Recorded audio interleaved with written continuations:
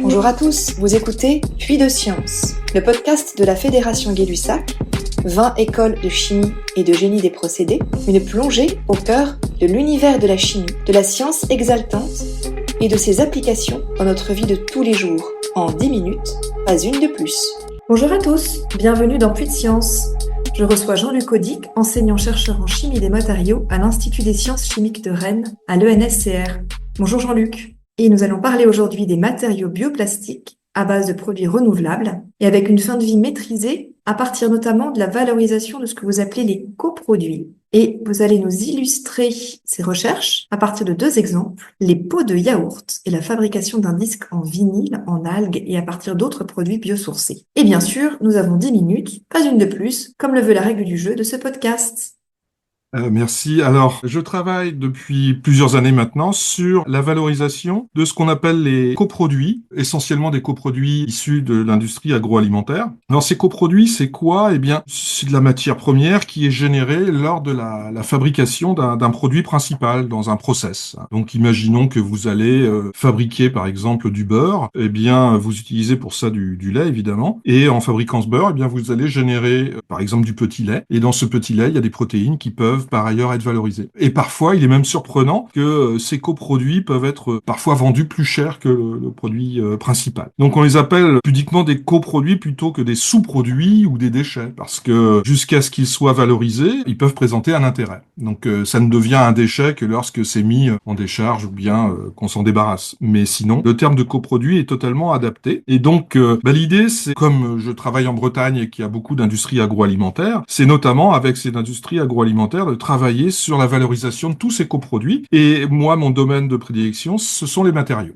Donc, je travaille dans le domaine des matériaux plastiques et je regarde comment on peut intégrer dans des formulations classiques ou alors même dans des nouvelles formulations issues de bioplastique plus communs, comment intégrer ces coproduits.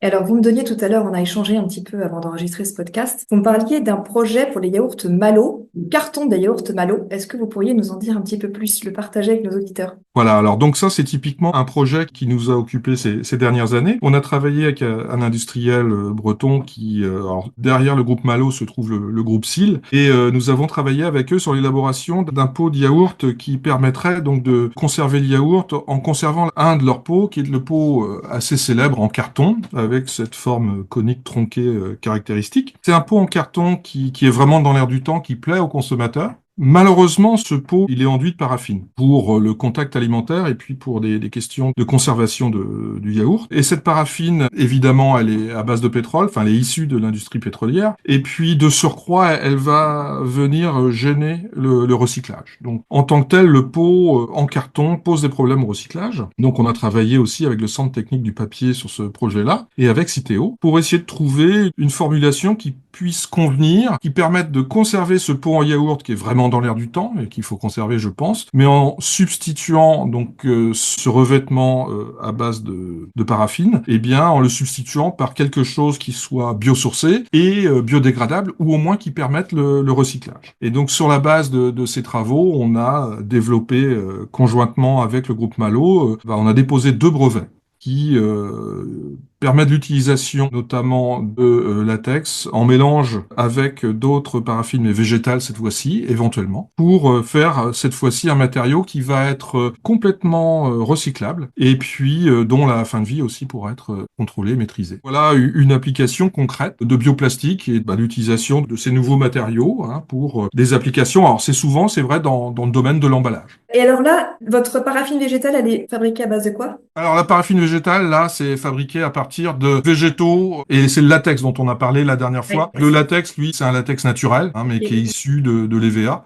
Et donc, ce mélange latex-paraffine végétale, ça a changé de pelliculage. Et Ouais. aujourd'hui, comment sont recyclables ces pots de yaourt? Alors, ils sont recyclables par le procédé traditionnel des papetiers, en fait. Donc, on peut le mélanger au papier. Et en fait, ce qui se passe, c'est que en raison de la présence du latex, on va avoir une pelabilité accrue. Et donc, du coup, mécaniquement, on va pouvoir simplement séparer cette partie paraffinée, s'il y en a une. Et parce que parfois, c'est simplement une émulsion. Mais lorsqu'il y a la paraffine dessus, on va pouvoir la séparer et ainsi parvenir au recyclage de notre pot. Ouais. Alors aujourd'hui, moi, si je suis devant mon rayon de yaourt au supermarché et je veux choisir celui qui a le moins grand impact écologique, est-ce qu'il qu'il vaut mieux que je prenne le bon yaourt en plastique, celui en verre, ou bien le Malo qui est en carton? Eh ben, c'est une très bonne question. Alors, pour cela, on a des outils. On parle d'ACV, d'analyse de cycle de vie, en anglais Life Cycle Assessment. LCA. Ça permet de connaître tous les impacts environnementaux de la fabrication d'un matériau. Donc on va partir de l'origine jusqu'à la fin de vie. Alors on va parler du berceau à la tombe, voire du berceau au berceau, si on boucle la boucle. Et on va voir quels sont tous les effets générés par la production de ce matériau. Et ces ACV, ce sont des logiciels qu'on va utiliser. Et ces logiciels génèrent des réponses qui sont parfois très surprenantes et parfois très contre-intuitive. Et en l'occurrence, en ce qui concerne les pots de yaourt, justement, une ACV a été réalisée à l'aide de 2 logiciels différents pour confirmer justement les résultats obtenus. Et les 2 tendances étaient les mêmes. Vous avez différents types de matériaux qui sont utilisés pour emballer les yaourts. Vous pouvez avoir le polystyrène, c'est le pot de yaourt en plastique connu par tous. Le polypropylène, c'est plutôt utilisé pour les fromages blancs, c'est une matière un petit peu plus lisse, un petit peu plus brillante. Pot en verre, évidemment, et puis le pot en carton, dont il est question ici, un pot paraffiné ou un pot enduit, disons, qui permet de mieux conserver les aliments. De façon intuitive, on a tendance à penser que le pot en verre est le plus vertueux, on va dire,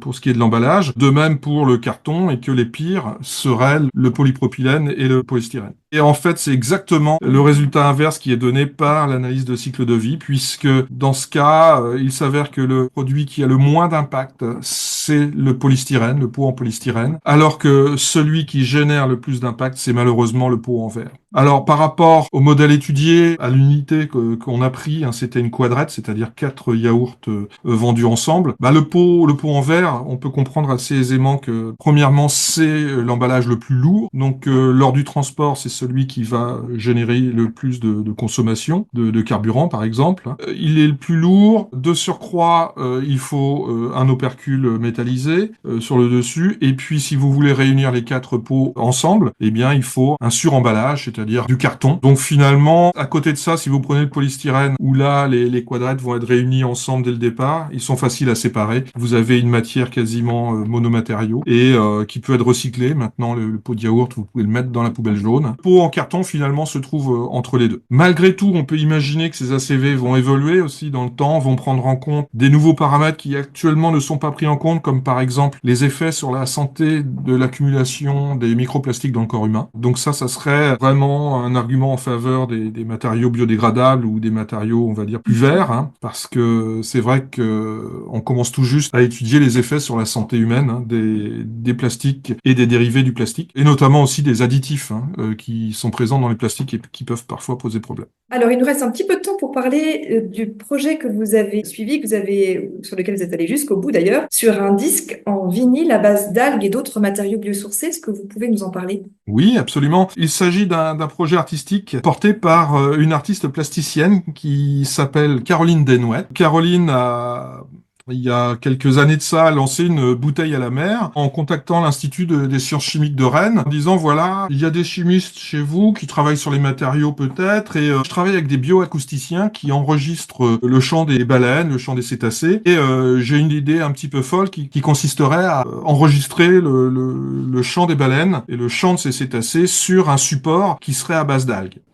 Voilà sa requête initiale. Et moi, ça m'a bien plu parce que le projet me paraissait un peu fou. Et puis, je trouve que le message derrière était plutôt sympa. Donc, j'ai répondu à Caroline en disant, écoute, moi, je suis OK pour explorer le potentiel des solutions qu'on a et voir ce qu'on peut faire avec des algues. Alors bon, dans les algues, moi, je pensais aux alginates prioritairement, mais les alginates, ce sont des polymères qui seront hydrosoluble la plupart du temps, donc ça va nous poser des problèmes quand même pour faire un disque. Donc j'étais plutôt sceptique et on a plutôt travaillé sur des algues sous forme micronisée, c'est-à-dire réduite en fine poudre, et qu'on incorpore à une matrice à base de gomme laque, qui est une gomme fabriquée par un insecte, c'est une gomme naturelle. Et d'ailleurs la gomme laque est utilisée comme produit laquant pour faire des lacs pour les meubles.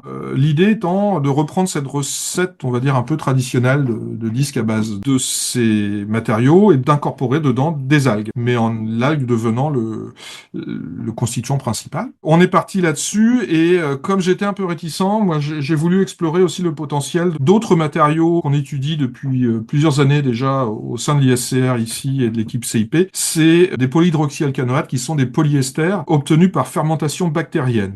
Ce qui est un petit peu dingue dans l'histoire, ce sont des bactéries, ça peut être des bactéries marines justement, donc ça rejoignait un petit peu l'idée de départ de Caroline, travailler avec des produits issus du milieu marin, donc des bactéries marines qu'on va faire croître et puis dans une situation de stress, ces bactéries vont être en mesure de fabriquer des plastiques qu'on vient récolter.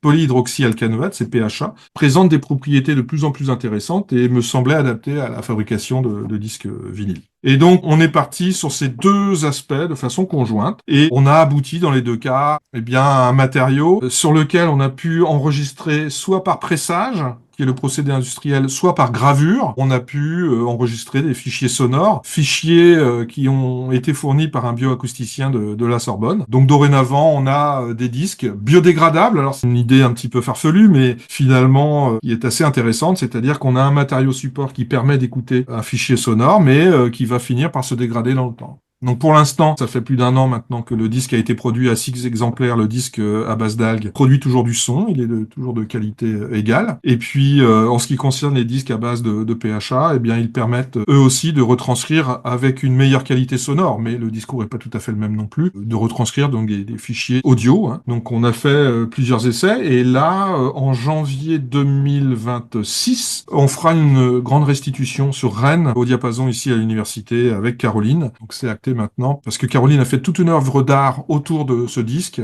avec une borne d'écoute, et faire une présentation avec conférence et puis des questions auprès du public pour expliquer un petit peu ce projet-là. Donc ça, c'est un projet, c'est une invitation aux Rennais. Et moi, ce que je propose, Jean-Luc, si vous êtes d'accord, c'est que vous nous enregistriez le disque qui tourne avec ce son. On mettra à la fin de notre podcast pour que tous les auditeurs puissent l'entendre. D'accord, on peut faire ça. Je mettrai peut-être 2 versions, parce que la version disque en algue, c'est une version... ça craque un petit peu, parce que l'algue est micronisée, donc le son... Donc ça s'écoute au casque, c'est là que le rendu est le meilleur. Notamment quand on est dans le cadre d'un salon comme on l'a fait à Paris, c'était au Grand Palais Éphémère, donc ça isole les gens de la foule, et il se trouve que le bruit de fond du disque, ça ressemble à un bruit de fond marin. C'est vraiment immersif, ouais. Et le disque à base de PHA, lui, comme on l'a obtenu par pressage, c'est une chanson qui est dessus, qui n'est pas un chant de baleine, mais c'est pour montrer la différence de qualité sonore. Merci Jean-Luc.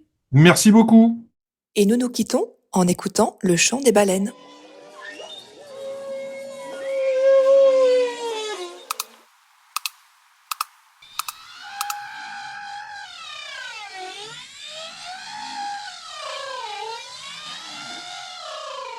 Vous avez aimé ce podcast ? Dites-le en mettant 4 étoiles sur votre plateforme d'écoute préférée. Abonnez-vous à notre chaîne de podcast, la Fédération Gay-Lussac fait sa chimie.